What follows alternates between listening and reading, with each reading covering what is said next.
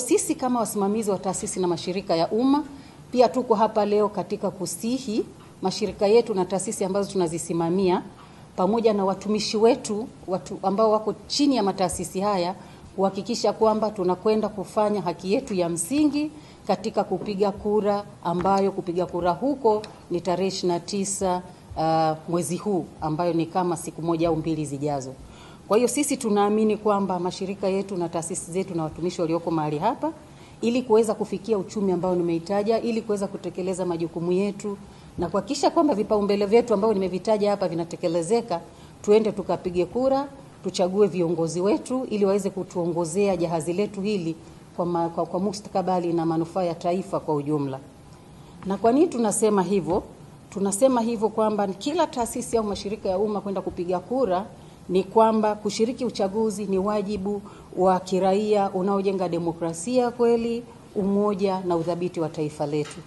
Lakini pia kupiga kura sio kupiga kura tu kama kawaida, bali ni chombo cha mabadiliko chanya ambacho kinawezesha wananchi wote wa Tanzania, mimi na wewe, kuchagua viongozi wetu ambao wana maono, ambao wana uadilifu na uwajibikaji, na wataweza kuifikisha nchi yetu pale ambapo wote tunatamani nchi yetu iwepo.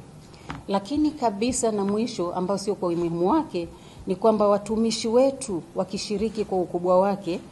na inaonyesha ni mfano mzuri wa kuipenda nchi yetu, nidhamu ya kitaifa na uelewa wa majukumu ya kikatiba ya nchi yetu tunayoipenda sana. Ofisi ya msajili wa hazina inaamini kuwa kwa kushiriki kwa wingi katika uchaguzi huu, watumishi wa umma wataendelea kuunga juhudi za kuifikisha nchi yetu na serikali yetu mahali pale ambapo inaenda na kuimarisha utawala bora. Kwa mantiki hiyo basi, ninaomba kutoa wito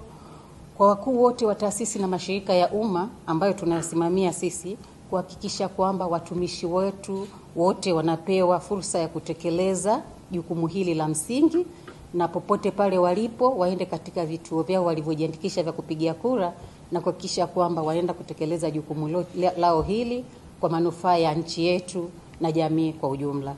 Baada ya kusema hayo, naomba niwashukuru sana,